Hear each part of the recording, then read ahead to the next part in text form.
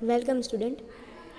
અગાઉ આપણે મેનેજમેન્ટ એકાઉન્ટમાં યુનિટ નંબર 2 ભંડોળ પ્રવાહ પત્રક વિશે ચર્ચા કરી રહ્યા છીએ, જેમાં આપણે ગયા લેક્ચરમાં કાર્યશીલ મૂડીમાં ફેરફાર દર્શાવતા પત્રકની ગણતરી કરી હતી. જેમાં આપણે જોયું હતું કે ભાઈ કાર્યશીલ મૂડીના ફેરફારનું પત્રક છે એ બે રીતે થાય છે. એક વધારા ઘટાડાવાળી રીત હતી અને એક સામાન્ય સાદી રીત હતી. આજના લેક્ચરમાં આપણે ભંડોળ પ્રવાહ પત્રકનો એક આખો દાખલો છે એ જોવાના છીએ, જેની રકમ છે એ તમારા સ્ક્રીન ઉપર આપેલી છે. રકમ હું વાંચું છું, હવે બધા રકમમાં ધ્યાન આપજો. નીચે આપેલા પાકા સરવૈયાની માહિતી પરથી ભંડોળ પ્રવાહ પત્રક તૈયાર કરો. તમને દરેક દાખલામાં પાકું સરવૈયું આપ્યું હશે 2 વર્ષની માહિતીવાળું. તો અહીંયા તમને આપ્યું છે વર્ષ 2004 અને 5 મૂડી દેવા અને મિલકત લેણા. શેર મૂડી 1 લાખ બંનેમાં, અનામત 14,000 અને 18,000, નફા નુકસાન ખાતું 16,000 અને 13,000, લેણદારો 8,000 અને 5,400, દેવી હુંડી 12,000 અને 800, કરવેરાની જોગવાઈ 16,000 અને 18,000. મિલકતો બાજુ પાઘડી 12,000 અને 12,000, મકાન 40,000 અને 32,000, પ્લાન્ટ 37,000 અને 36,000, રોકાણો 10,000 અને 15,000, સ્ટોક 30,000 અને 23,400, લેણી હુંડી 2,000 અને 3,200, દેવાદારો 17,600 અને 18,400, ને રોકડ 6,600 અને 15,200. બંને વર્ષનો ટોટલ છે સરખો જ છે, 1,55,200 અને 1,55,200. વધારાની વિગત, આવા પ્રકારના દાખલા છે જે તમારા એક્ઝામ પોઈન્ટ ઓફ વ્યૂ હવે આપણે શરૂ કરીએ છીએ, પરંતુ આ દાખલો છે એ સાવ સરળ છે, પહેલો દાખલો છે એટલા માટે. વધારાની વિગતમાં તમને 3 હવાલાઓ આપેલા છે. પહેલું, પ્લાન્ટ પર 4,000 અને મકાન પર 4,000નો ઘસારો માંડી વાળવો. હવે સૌથી પહેલાં આપણે શું કરવાનું, રકમ જોયા પછી માહિતીના આધારે સૌથી પહેલાં આપણે હવાલા છે એ ટીક કરી નાખવાના. પહેલું તમને કીધું છે કે પ્લાન્ટ પર 4,000 અને બીજું છે મકાન પર 4,000નો ઘસારો. એટલે તમારા પાકા સરવૈયામાં જ્યાં મકાન છે ત્યાં 1 નંબરનો હવાલો અને જ્યાં પ્લાન્ટ છે ત્યાં પણ 1 નંબરનો હવાલો. એટલે આપણને ખ્યાલ આવે કે ભાઈ આ બંનેમાં છે એ આપણને વધારાની વિગતમાં હવાલો આપેલો છે, તો આપણે એ પ્રમાણે ખાતામાં એની એન્ટ્રી કરવાની રહેશે. પછી બીજું છે વર્ષ દરમિયાન કરવેરાના 17,000 ચૂકવ્યા. કરવેરો છે એ કેટલા હજારનો ચૂકવ્યો વર્ષ દરમિયાન? 17,000. તો જ્યાં કરવેરાની જોગવાઈ કે કરવેરાની માહિતી આપી હોય ત્યાં તમારો હવાલો નંબર 2 આવશે. હવે જુઓ, તમારી મૂડી દેવા બાજુ છેલ્લે કરવેરાની જોગવાઈ કરીને તમને છે એ માહિતી આપેલી છે, તો ત્યાં તમારે બીજા નંબરનો હવાલો છે એ ટીક કરવાનો. ત્રીજું, તમને એવું કીધું છે કે વર્ષ દરમિયાન ડિવિડન્ડ 8,000 ચૂકવ્યું. હવે ડિવિડન્ડ છે એના વિશેની માહિતી પાકા સરવૈયામાં આપી હોય તો ડિવિડન્ડ ઉપર પણ હવાલો છે એ તમારે ટીક કરી લેવાનો. હવે જુઓ, તમને મૂડી દેવા બાજુ કે મિલકત લેણા બાજુ કોઈ પણ જગ્યાએ ડિવિડન્ડ વિશેની માહિતી પાકા સરવૈયામાં આપેલી નથી. તો હવે આવી રીતે હોય તો તમારે શું કરવાનું, તો કે ભાઈ ત્યાં તમારે વધારાની વિગતની સાઈડમાં રાઈટ ક્લિક કરી નાખવાની, જેથી તમને ખ્યાલ આવે કે આના વિશે હવાલાની માહિતી છે, આ હવાલાની માહિતી પાકા સરવૈયામાં આપેલી નથી, તો એનું આપણે એક અલગથી ખાતું છે એ બનાવશું. તો ઉપરની વિગતના આધારે છેલ્લે છે ઉપરની વિગતના આધારે કાર્યશીલ મૂડીમાં ફેરફાર દર્શાવતું પત્રક અને ભંડોળ પ્રવાહ પત્રક તૈયાર કરો. તો સૌથી પહેલાં મેં તમને અગાઉ શીખવાડ્યું હતું એમ કે ભાઈ તમારે 3 સ્ટેપમાં દાખલો છે એ આખો ગણવાનો હશે.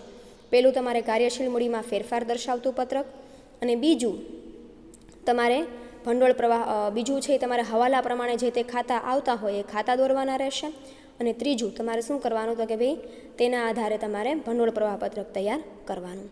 તો સૌથી પહેલાં આપણે જોઈએ કાર્યશીલ મૂડીમાં ફેરફાર દર્શાવતું પત્રક, જેમાં 2 વર્ષની માહિતી તમને આપેલી જ હશે. વર્ષ 2004 અને 5, કાર્યશીલ મૂડીમાં ફેરફાર, વધારો અને ઘટાડો અને વિગત.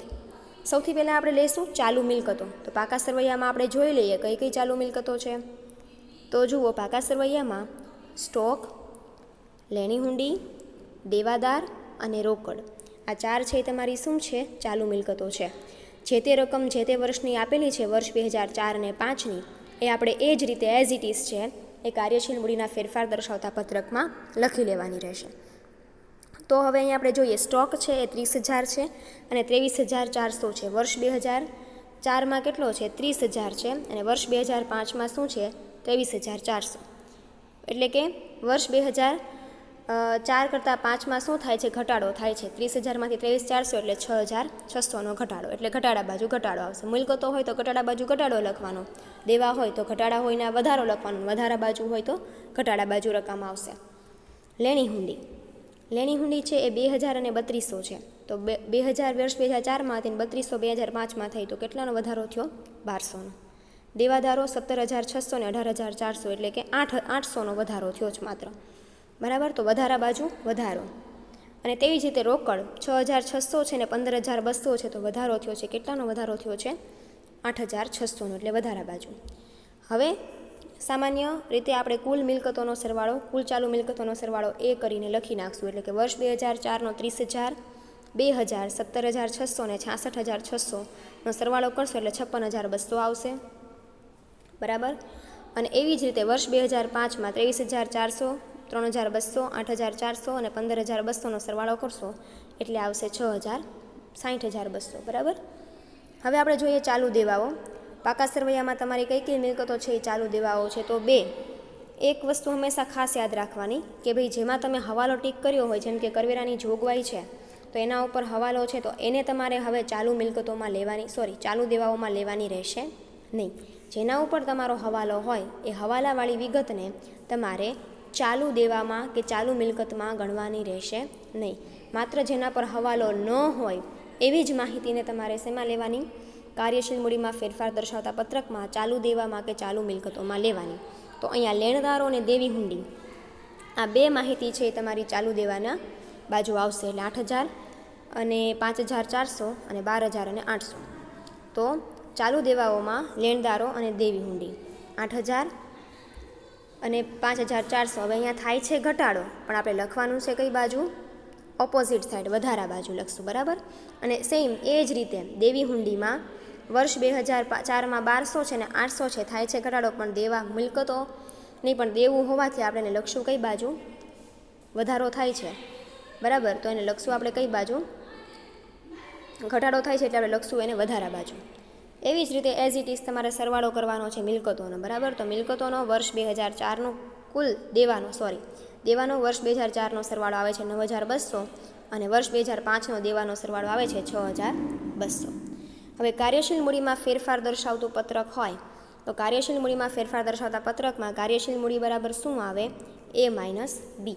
એટલે કે તમારી જે કુલ ચાલુ મિલકતો 56,200માંથી તમારે બાદ કરવાના છે 9,200, તો આવશે 47,000. બરાબર. તેવી જ રીતે 60,200માંથી તમે બાદ કરો 6,200 એટલે આવશે 54,000. બરાબર. આવશે 54,000. હવે જુઓ, કાર્યશીલ મૂડી છે એ તમને મળી ગઈ છે, તો હવે આપણે એ જોઈ લઈએ કે ભાઈ કાર્યશીલ મૂડી મળી ગઈ છે તો કેવી રીતે વધારો થાય છે કાર્યશીલ મૂડીમાં કે ઘટાડો થાય છે?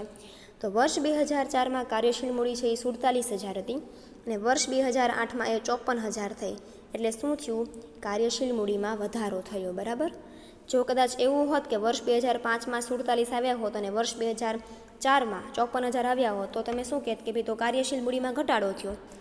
સેમ, ખાલી તમારે અહીંયા આંકડાની માહિતી જોવાની છે કે જો વર્ષ 2004માં 47,000 હતું અને આ વર્ષ 2005માં 54,000 થયું, એટલે શું થયું કહેવાય? કાર્યશીલ મૂડીમાં વધારો થયો કહેવાય. તો કાર્યશીલ મૂડીમાં વધારો થયો કહેવાય એટલા માટે 54,000 છે એ વર્ષ 2004 અને 5ની માહિતીમાં તમારે લખી નાખવાના. અને એમાંથી 47,000 બાદ કરશો એટલે તમને મળશે 7,000. તો એ શું થયો? એ 7,000 તમારો વર્ષ 2004માં લખવાનો અને તમને મળશે એ તમારો શું મળશે? કાર્યશીલ મૂડીમાં વધારો.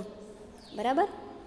હવે એઝ ઇટ ઇઝ તમારે મિલકતો વધારા ઘટાડાની બાજુ આપણે જોઈએ તો વધારા ઘટાડાની બાજુમાંથી જે બાજુનો સરવાળો વધુ હોય એ તમારે એન્ડમાં લખવાનો.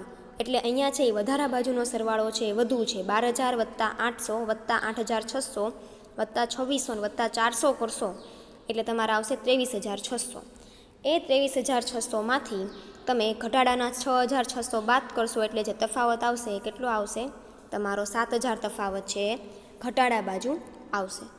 એટલે ત્યાં પણ તમારે છે એ સરવાળો આવી રીતે મેચ કરી લેવાનો, 13,600 અને 13,600. આ વાત થઈ કાર્યશીલ મૂડીમાં ફેરફાર દર્શાવતા પત્રકની. હવે આપણે એની પછીનું સ્ટેપ નંબર 2 કે ભાઈ હવાલા પ્રમાણે તમારે જે તે ખાતા બનાવવાના હોય એ ખાતા હવે આપણે બનાવશું. તો આપણે હમણાં જોયું હવાલા આપણે ટીક કર્યા હતા અહીંયા કે હવાલા ટીક કર્યા હતા એ પ્રમાણે તમારે દરેક હવાલા છે હવે હવાલા પ્રમાણેના ખાતા છે આપણે બનાવવાના છે. હવે પહેલું છે એ પ્લાન્ટ અને મકાનનો હવાલો હતો એટલે આપણે એના ઉપર હવાલા નંબર 1 પાકા સરવૈયામાં છે એ ટીક કર્યું હતું. તો આ બંનેનું આપણે શું બનાવશું? ખાતું બનાવશું. પછી બીજો હવાલો શેનો હતો? કરવેરાનો હતો. એટલે બીજો હવાલો કરવેરાનો, ત્રીજું ખાતું કયું બનશે? કરવેરાનું બનશે, બરાબર. અને ચોથો હવાલો તમને ડિવિડન્ટનો આપેલો છે, પણ ડિવિડન્ટનું તમને પાકા સરવૈયામાં કોઈ માહિતી નથી આપી, એટલે ડિવિડન્ટનું ખાતું તમારે એમ નામ બનાવવાનું છે. તો હવે આપણે સ્ટેપ નંબર 2 આગળ વધીએ. પહેલું છે એ પ્લાન્ટનું ખાતું, બીજું મકાનનું ખાતું, ત્રીજું કરવેરાનું ખાતું, ચોથું ડિવિડન્ટનું ખાતું ને પાંચમું સુધારેલું નફા નુકસાન ખાતું, જે દરેક દાખલામાં તમારે કમ્પલસરી બનાવવાનું જ રહેશે, બરાબર. તો સૌથી પહેલાં આપણે જોઈએ પ્લાન્ટનું ખાતું. હવે પ્લાન્ટના ખાતામાં સૌથી પહેલાં આપણે શરૂની બાકી ને આખરની બાકી. શું કામ? તો કે પાકા સરવૈયામાં તમને 2 વર્ષની માહિતી છે આપેલી છે. તો એ 2 વર્ષની માહિતીમાંથી તમારે સૌથી પહેલાં જે વર્ષ 2004ની એટલે કે પહેલાં આગલા વર્ષની માહિતી આપી હોય એ તમારી શું થઈ કહેવાય? શરૂની બાકી થઈ હોય. એટલે કે વર્ષ 2004ની જે તમારી મિલકતો બાજુ બાકી હોય, આગલા વર્ષની જે મિલકતો બાજુની બાકી હોય એ તમારી મિલકતોના ખાતામાં શરૂની બાકી થશે. અને જે પાછલા વર્ષની બાકી હોય એ તમારા મિલકતોના ખાતામાં શું થશે? તમારી એ મિલકતોની આખરની બાકી થશે. એટલે પ્લાન્ટના ખાતામાં 37,000 છે એ પ્લાન્ટના ખાતામાં ઉધાર બાજુ આવશે શરૂની બાકી, અને જમા બાજુ આવશે 36,000 તમારી આખરની બાકી, બરાબર. તો જુઓ અહીંયા હવે પ્લાન્ટ ખાતું પહેલાં છે વર્ષ 2004ની જે માહિતી છે એ તમારી શું થઈ? શરૂની બાકી. એટલે શરૂની બાકી ઉધાર બાજુ શું આવશે? 37,000, અને આખરની બાકી 36,000 છે એ તમારી જમા બાજુ શું આવશે? 36,000 આખરની બાકી આવશે. એવી જ રીતે મકાનની વાત કરીએ તો મકાનની બાકીમાં પણ વર્ષ 2004ની બાકી છે તમારી શરૂની બાકી થશે, અને વર્ષ 2005ની બાકી છે એ તમારી આખરની બાકી થશે. તો વર્ષ 2004માં મકાન ખાતામાં ઉધાર બાજુ પેલી આવશે શરૂની બાકી 40,000, બરાબર. આ 40,000 તમારી વર્ષ 2004ની શરૂની બાકી કયા ખાતામાં? મકાનના ખાતામાં. અને એ જ રીતે મકાનના ખાતામાં આખરની બાકી છે તમારી કઈ આવશે? 32,000. આ વાત થઈ મિલકતોની. હવે આપણે જોઈએ કરવેરામાં. તો કરવેરામાં તમે મિલકતોની જે બાકી છે એમ તમે જે ગણતરી કરી છે એમ અહીંયા છે એ જ રીતે છે, પણ અહીંયા જે તમારી જે શરૂની બાકી છે એ તમારી ઉધાર જમા બાજુ આવશે, બરાબર. કરવેરાની જે છે વર્ષ 2004ની બાકી છે એ કઈ બાજુ આવશે? જમા બાજુ આવશે. અને જે વર્ષ 2005ની બાકી છે એ કઈ બાજુ આવશે? ઉધાર બાજુ આવશે. મિલકતોમાં છે શરૂની બાકી ઉધાર બાજુ આવે, અને દેવામાં છે એ શરૂની બાકી જમા બાજુ આવે. તો અહીંયા જુઓ શરૂની બાકી 16,000 અને આખરની બાકી છે 18,000. અને ડિવિડન્ટ વિશે કોઈ માહિતી આપી નથી એટલે એની કોઈ બાકી આપણે શરૂની કે આખરની બાકી લખવાની રહેતી નથી, બરાબર. આ વાત થઈ શરૂની બાકી ને આખરની બાકી છે એને ખાતામાં કેવી રીતે લખવી. વર્ષ 2004-5ની માહિતી તમને જે આપી છે એના આધારે મિલકતો હોય તો શરૂની બાકી ઉધાર બાજુ આવે અને આખરની બાકી જમા બાજુ આવે, અને દેવું હોય તો દેવું છે એમાં શરૂની બાકી જમા બાજુ આવે અને આખરની બાકી ઉધાર બાજુ આવશે. હવે આપણે જોઈએ પહેલો હવાલો. પહેલો હવાલો શું છે? પ્લાન્ટ પર 4,000નો અને મકાન પર 4,000નો ઘસારો માંડી વાળવો. હવે તમને નફા નુકસાન ખાતાની માહિતી પણ આપેલી છે, તો આપણે પહેલાં નફા નુકસાન ખાતાનું જોઈ લઈએ. તો નફા નુકસાન ખાતામાં સુધારેલું નફા નુકસાન ખાતું મેં તમને કીધું હતું કે દરેક દાખલામાં સુધારેલું નફા નુકસાન ખાતું છે આપણે કમ્પલસરી બનાવવાનું છે. તો નફા નુકસાન ખાતાની બાકી છે એ તમને મિલકતો બાજુ આપી છે કે દેવાઓ બાજુ આપી છે એ તમારે જોઈ લેવાનું. એટલે જુઓ અહીંયા નફા નુકસાન ખાતું છે એ તમને મૂડી દેવા બાજુ આપેલું છે. તો મૂડી દેવા બાજુ આપેલું છે તો આની પણ છે એ છે શું છે? બાકી આપેલી છે 16,000 અને 13,000. તો 16,000 છે એ તમારી શરૂની બાકી છે, પણ નફા નુકસાન ખાતું છે એ મૂડી દેવા બાજુ આપેલું હોવાથી તમારે એની બાકી છે એ કઈ બાજુ લખવાની રહેશે? જમા બાજુ લખવાની રહેશે. એટલે જુઓ આ રહી શરૂની બાકી નફા નુકસાન ખાતાની 16,000 અને આખરની બાકી નફા નુકસાન ખાતાના ઉધાર બાજુ 13,000, બરાબર. હવે પહેલું તમને એવું કીધું છે કે ભાઈ પહેલું છે એ તમને હવાલો એવો આપ્યો છે કે ભાઈ ઘસારો છે એ મકાન ઉપર એ 4,000 છે અને પ્લાન્ટ ઉપર પણ 4,000 છે. તો સૌથી પહેલાં આપણે શું કરવાનું? ઘસારાની માહિતી છે એ નફા નુકસાન ખાતે ઉધાર થાય, બરાબર. તો નફા નુકસાન ખાતે ઉધાર થાય એટલે મકાન પરનો ઘસારો 4,000 રૂપિયા શું કરવાનું? નફા નુકસાન ખાતાની ઉધાર બાજુ. હવે મકાનનો ઘસારો છે તો મકાનનો ઘસારો છે એ નુકસાન છે એ ઘસારો છે એ કઈ બાજુ આવે? નફા નુકસાન ખાતામાં ઉધાર બાજુ આવે. તો અહીંયા આપણે સુધારેલા નફા નુકસાન ખાતાની ઉધાર બાજુ મકાનનો ઘસારો 4000 અને પ્લાન્ટનો ઘસારો 4000 લખી નાખ્યો. સેમ આની બીજી એન્ટ્રી ક્યાં કરવાની? જે તે ખાતામાં કરવાની. પણ કઈ બાજુ? અહીંયા ઉધાર બાજુ થાય તો જે તે ખાતામાં આપણે એન્ટ્રી કઈ બાજુ કરશું? જમા બાજુ કરશું. એટલે મકાનના ખાતામાં જમા બાજુ તમારે શું લખવાનું? નફા નુકસાન ખાતે. જુઓ અહીંયા છે લખેલું જ છે નફા નુકસાન ખાતે જમા બાજુ તમારે લખવાનું છે 4000 ઘસારો. બરાબર. અને એવી જ રીતે ઓપોઝિટ એન્ટ્રી પ્લાન્ટમાં પણ થશે. નફા નુકસાન ખાતાની જમા બાજુ આવશે 4000 રૂપિયા. નફા નુકસાન ખાતે આપણે ઉધાર લખ્યું છે તો મકાન ખાતે અને મકાન ખાતે અને પ્લાન્ટ ખાતે બરાબર ઉધાર તે નફા નુકસાન ખાતે ઉધાર તે જે તે મિલકતો ખાતે જમા. તો અહીંયા છે આપણે એ રીતે જ એન્ટ્રી કરશું કે ભાઈ 4000નો ઘસારો ઉધાર કર્યો છે તો નફા નુકસાન ખાતે ઉધાર થયું તો જે તે મિલકતોના ખાતામાં એ ઘસારો શું થશે? જમા થશે. એટલે જે તે મિલકતોની જમા બાજુ આપણે શું લખશું? નફા નુકસાન ખાતે કૌંસમાં ઘસારો 4000 અને 4000. બીજો હવાલો છે તમારો વર્ષ દરમિયાન કરવેરાના 17000 ચૂકવ્યા. 17000 ચૂકવ્યા કરવેરાના તો કરવેરાનું ચૂકવ્યું એટલે કરવેરાનો એન્ટ્રી શું થશે? તો કે ભાઈ કરવેરો છે એ તમારો ખર્ચ છે. બરાબર. તો ખર્ચ હોય તો શું થાય? તો કે ભાઈ ખર્ચ હોય તો તમારો જે તે ખર્ચના ખાતે ઉધાર થાય તે જે તે મિલકતોના ખાતે જમા થાય. કરવેરાની તમારી જે એન્ટ્રી છે આવી રીતની થશે કે ભાઈ નફા નુકસાન ખાતે ઉધાર તે જે તે કરવેરાના ખાતે જમા. કારણ કે તમારો ખર્ચ છે. કરવેરો ચૂકવો એ તમારો ખર્ચ કહેવાય. એટલે નફા નુકસાન ખાતાની ઉધાર બાજુ આવશે અને તેની બીજી એન્ટ્રી આવશે કરવેરા ખાતે. એટલે નફા નુકસાન ખાતે ઉધાર તે કરવેરા ખાતે જમા 17000. તો છે તમારે એન્ટ્રી છે એ કરી નાખવાની છે. બેંક ખાતે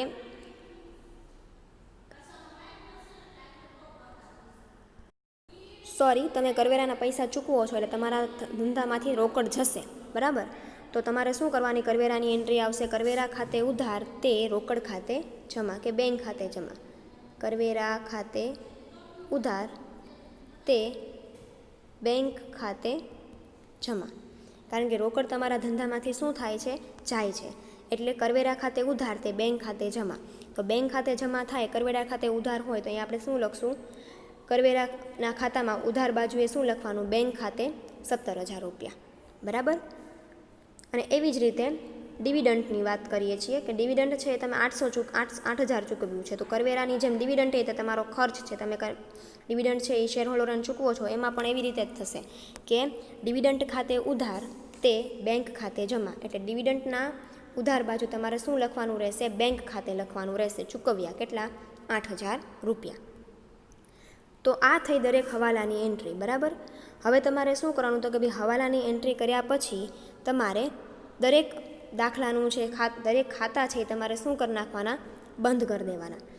તો હવે ખાતા બંધ કરવાના હોય ત્યાં તમારે એક માહિતી છે એ ખાસ ધ્યાનમાં લેવાની. અહીંયા તમને નોંધ છે એ હું તમને દેખાડું છું કે મિલકતોના દરેક ખાતા બંધ કરીને બેંક ખાતે લઈ જવાના થશે અને દેવાના દરેક ખાતા બંધ કરીને નફા નુકસાન ખાતે તમારે લઈ જવાની. એટલે કે તમે જે ખાતા બંધ કરો ને જે બાકી આવે એ મિલકતની બાજુ મિલકતોનું ખાતું હોય તો એ બાકી તમારે બેંક ખાતે લઈ જવાની છે અને જો દેવાનું ખાતું હોય તો એ તમારી નફા નુકસાન ખાતે બાકી છે એ લઈ જવાની છે. અને બીજી નોંધ એવી પણ કીધી છે કે તમને તમારા દાખલામાં સામાન્ય અનામત કે પાઘડી જેવા તમને હવાલાઓ આપ્યા હોય તો એની જે રકમ છે એ તમારે માંડી વાળીને કયા બાજુ લઈ જવાની છે? ફરજિયાત માંડી વાળવાની અને નફા નુકસાન ખાતે તમારે લઈ જવાની છે. તો હવે આપણે ખાતા બંધ કરતાં પહેલાં પાકા સરવૈયામાં આપણે એ જોઈ લઈએ કે તમારે પાકા સરવૈયામાં કોઈ પાઘડી કે સામાન્ય અનામત કે આપ્યું છે? તો કે ભાઈ હા, પાઘડીની રકમ છે એ તમને 12000 રૂપિયા 2 વર્ષની આપી છે પણ બંને વર્ષમાં સરખી છે એટલે અહીંયા કોઈ માંડી વાળવાની રકમ તમારે લખવાની રહેશે નહીં. અનામતની વાત કરીએ તો અનામતમાં 14000 અને 18000 છે. 14000 હતા અને 18000 થયા એટલે તમારે 4000નો જે તફાવત આવે છે તમારે 4000 છે નફા નુકસાન ખાતે શું કરવાના છે? માંડી વાળવાના છે. તો નફા નુકસાન ખાતાની ઉધાર બાજુ તમારે લખવાનું છે કે સામાન્ય અનામત ખાતે 4000 રૂપિયા. બરાબર. જે તે પાઘડી અને સામાન્ય અનામતની રકમ હોય તમારે માંડી વાળીને સામાન્ય અનામત હોય કે પાઘડી હોય તમારે માંડી વાળીને નફા નુકસાન ખાતે તમારે લખવાની છે. હવે આપણે છે એ બધાના ખાતા છે એ બંધ કરી દઈએ. તો ખાતા બંધ કરી દઈએ તો હવે જુઓ અહીંયા પ્લાન્ટનું ખાતું પહેલાં બંધ કરીએ. પ્લાન્ટનું ખાતું બંધ કરશું એટલે તમારો જે ટોટલ છે એ 40,000 રૂપિયા આવશે, બરાબર. આ બાજુ છે એ શરૂની બાકી માત્ર 37,000 રૂપિયા હશે. તો જે કાંઈ પણ બાકી એટલે કે 3,000 બાકી વધી તમારી કઈ ખાતે લઈ જવાની? બેંક ખાતે, અને કૌંસમાં લખવાનું ખરીદી. જો ઉધાર બાજુ તફાવત આવે તો એ ખરીદી થઈ હોય, અને જમા બાજુ હોય તો એ વેચાણ થશે, બરાબર. તો બેંક ખાતાની બાકી છે એ ખરીદી કહેવાશે અહીંયા, કારણ કે તમારી જે બેંક ખાતાનો જમા બાજુનો ટોટલ છે એ વધારે છે ઉધાર કરતાં, બરાબર. તો અહીંયા જે તફાવત આવે તમારે બેંક ખાતે લખી કૌંસમાં તમારે ખરીદી લખવાનું, 3,000નો તફાવત. સેમ એ જ રીતે પ્લાન્ટનું ખાતું બંધ કરો. પ્લાન્ટના ખાતામાં પણ તમારો તફાવત છે એ 40,000 આવશે, પણ 40,000 છે એ તમારો ઉધાર બાજુનો તફાવત છે. તો જમા બાજુ તમારો તફાવત આવશે 4,000 રૂપિયાનો. એ તમારું શું થશે? બેંક ખાતે લઈ જવાનું. અને શું લખવાનું? વેચાણ. મિલકતોના ખાતા બંધ કરીને બેંક ખાતે લઈ જવાના, અને દેવાના ખાતા બંધ કરીને નફા નુકસાન ખાતે લઈ જવાના. આ રહ્યો 4,000નો તફાવત, જે તમારો શું થશે? વેચાણ થશે. ઉધાર બાજુ તફાવત આવે તો એ ખરીદી થાય છે, અને જમા બાજુ વેચાણ આવે તો જમા બાજુ તફાવત આવે તો એ વેચાણ થશે. કરવેરાનું ખાતું એ તમારું મૂડી દેવા બાજુ આવે, એટલે એનો ખાતોની રકમ છે એ બંધ કરીને તમારે કઈ બાજુ લઈ જવાની રહેશે? નફા નુકસાન ખાતે. તો અહીંયા છે એ 17,000 વત્તા આખરની બાકી 18,000 કરો એટલે તમને મળે 35,000. 35,000માંથી તમે 16,000 બાદ કરો એટલે તફાવતની રકમ આવે 19,000. તો આ 19,000 છે એ તમારે કઈ બાજુ લઈ જવાના છે? નફા નુકસાન ખાતામાં. એટલે કે નફા નુકસાન ખાતામાં તમારે ઉધાર બાજુ લખવાનું આવશે કરવેરાની જોગવાઈ ખાતે. અહીંયા આ રહ્યા 19,000, બરાબર. કારણ કે મેં તમને કીધું એમ મૂડી દેવા બાજુના ખાતા છે એ બંધ કરીને તમારે ક્યાં લઈ જવાના આવશે? નફા નુકસાન ખાતે. તો 19,000નો તફાવત છે તમારે નફા નુકસાન ખાતે. અહીંયા છે એ જમા બાજુ છે તો ત્યાં તમારે ઉધાર બાજુ છે એ તફાવત 19,000નો લઈ જવાનો રહેશે. ડિવિડન્ડનું ખાતું પણ બંધ કરીને તમારે 8,000 ક્યાં લઈ જવાનું છે? નફા નુકસાન ખાતે લઈ જવાનું છે. આ રહ્યું નફા નુકસાન ખાતે ડિવિડન્ડ 8,000 રૂપિયા, બરાબર. હવે આપણે સામાન્ય અનામત આવી ગયું, ઘસારો આવી ગયું, કરવેરો આવી ગયું, ડિવિડન્ડ આવી ગયું, સામાન્ય અનામત આવી ગઈ, અને આખરની બાકી. સરવાળો કરો એટલે કેટલું આવશે? 52,000 આવશે. નફા નુકસાન ખાતાનો સરવાળો 52,000. 52,000માંથી તમે બાદ કરો કેટલી? આખા શરૂની બાકી 16,000 એટલે 36,000 તમારો શું આવે? સુધારાયેલો નફો. આ સુધારેલો નફો છે આપણે ભંડોળ પ્રવાહ પત્રકમાં લખવાનો છે. તો આ વાત થઈ દરેક ખાતાની. હવે આપણે જોઈએ ભંડોળ પ્રવાહ પત્રક. તો ભંડોળ પ્રવાહ પત્રકમાં સૌથી પહેલાં 2 માહિતી તમારે લખી નાખવાની. એક સુધારાયેલો નફો, અને એક કાર્યશીલ મૂડીમાં જે વધારો આવ્યો હોય તો વધારો, અને ઘટાડો આવ્યો હોય તો ઘટાડો. હવે આ માટે તમારે તમારી પાસે જે ભંડોળ પ્રવાહ પત્રકનો નમૂનો છે એ તમારે તમારી પાસે રાખવાનો છે. જે તમારી ભંડોળની પ્રાપ્તિ હોય એમાં તમારો જે આવતું હોય એ, અને જે ભંડોળનો ઉપયોગ હોય એમાં જે બાબતો આવતી હોય તે. સૌથી પહેલાં તમારે આવે છે કાર્યશીલ મૂડીમાં વધારો 7,000નો. તો કાર્યશીલ મૂડીનો વધારો હંમેશા કઈ બાજુ આવશે? ભંડોળના ઉપયોગ બાજુ આવશે. 7,000 રૂપિયા સૌથી પહેલાં કાર્યશીલ મૂડીનો વધારો છે એ લખી નાખવાનો. સુધારાયેલો નફો, નફો છે એ તમારા ધંધામાં આવક કહેવાય. એટલે આવક હોય એટલે એ શું થાય કહેવાય? ભંડોળની પ્રાપ્તિ થઈ કહેવાય, બરાબર.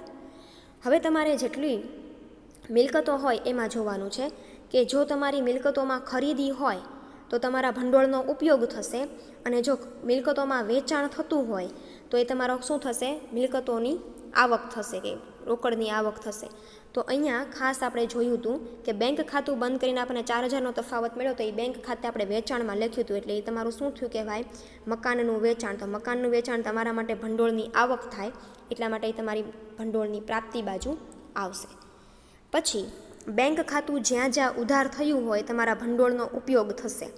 એટલે જ્યાં તમારું બેંક ખાતું ઉધાર હોય એ દરેક માહિતી તમારી ભંડોળ પ્રવાહ પત્રકમાં ઉપયોગ બાજુ આવશે. એટલે જુઓ અહીંયા પ્લાન્ટ ખાતામાં બેંક ખાતું ઉધાર થયું છે 3,000નું, તો તમારી 3,000 છે એ પ્લાન્ટની ખરીદી કરીને તમારે શું લખવાનું હશે? ભંડોળના ઉપયોગ બાજુ લખવાનું છે. જુઓ 3,000 રૂપિયા પ્લાન્ટની ખરીદી. બેંક ખાતું જ્યાં ઉધાર થયું હોય એ તમારા ભંડોળનો ઉપયોગ છે, અને બેંક ખાતું જ્યાં જમા થયું હોય એ તમારા ભંડોળની આવક થઈ કહેવાય.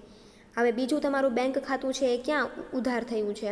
તો કે ખરીદી આવી ગઈ, બરાબર. પ્લાન્ટની ખરીદી આવી ગઈ. કરવેરા ખાતું, કરવેરા 17,000ના ચૂકવ્યા એટલે કરવેરાનું ખાતું છે, એટલે કરવેરાની ચૂકવણી. કરવેરાની ચૂકવણી 17,000 રૂપિયા, બરાબર. જુઓ અહીંયા. એવી જ રીતે બેંક ખાતું બીજું ક્યાં ઉધાર થયું છે? તો કે ભાઈ બેંક ખાતું બીજું ઉધાર થયું છે ડિવિડન્ડ. તો ડિવિડન્ડ પણ ચૂકવ્યું છે 8,000 રૂપિયા. તો 8,000 શું છે? ડિવિડન્ડની ચૂકવણી આવી ગયું. અને રોકાણોની ખરીદી. હવે રોકાણોની માહિતી છે એ તમને શેમાંથી ખબર પડશે? પાકા સરવૈયામાં ખબર પડશે. બરાબર. તો હવે આપણે જોઈએ કે રોકાણો છે એ પાકા સરવૈયામાં એક માહિતી બાકી રહી ગઈ છે, કારણ કે આપણે એનું કોઈ પ્રકારનું ખાતું કે હવાલો આવેલો નથી. જુઓ અહીંયા મકાનનું પ્લાન્ટનું ખાતું આપણે બનાવી નાખ્યું છે. ચાલુ મિલકતો બધી આપણે લઈ લીધી છે. પછી છેલ્લે પાકા સરવૈયામાં તફાવતની રકમ છે એ આપણે જોવાની. પછી તમારે જોઈ લેવાનું કે ભાઈ પાકા સરવૈયામાં કોઈ પણ પ્રકારની મિલકતોની રકમ રખવાની આપણે બાકી નથી રહી ગઈ ને, તો કે અહીંયા જોઈ લેવાનું. તો અહીંયા છે તમે જુઓ રોકાણો છે એ 10,000 હતા અને 5,000 થયા, એટલે રોકાણોમાં શું થયો છે? વધારો. તો એ વધારો તમારો રોકાણોનો વધારો છે એ તમારો શું થયું કહેવાય? તમે નવા રોકાણોની શું કરી છે? ખરીદી કરી છે. તો નવા રોકાણોની ખરીદી કરી હોય એટલે તમારા ભંડોળનો શું થયો કહેવાય? ઉપયોગ. એટલે 5,000 રૂપિયા તમારા ભંડોળનો ઉપયોગ આવશે. હવે તમારે છેલ્લે ખાસ એક માહિતી જોઈ લેવાની પાકા સરવૈયામાં કે કોઈપણ પ્રકારની મિલકતોની કે દેવાની બાજુ તમારે માહિતી બાકી નથી રહી જતી ને. ઇક્વિટી શેર મૂડી 1 લાખ રૂપિયા છે, એટલે કંપની કોઈપણ વધારાના ઇક્વિટી શેર છે બહાર પાડતી નથી. અનામત તમે નફા નુકસાન ખાતે માંડીવાળી, નફા નુકસાન ખાતાની બાકી તમે લઈ લીધી. લેણદારો, દેવાદારો, કરવેરાની માહિતી આવી ગઈ છે. પાઘડીની રકમ બંને વર્ષમાં સરખી છે, એટલે કાંઈ માંડી વાળવાની આવતી નથી. મકાન અને પ્લાન્ટ પણ આવી ગયા છે. રોકાણો તમે લખી નાખ્યા. સ્ટોક, લેણી હુંડીને દેવાદાર અને રોકડા બધી જ માહિતી આવી ગઈ છે.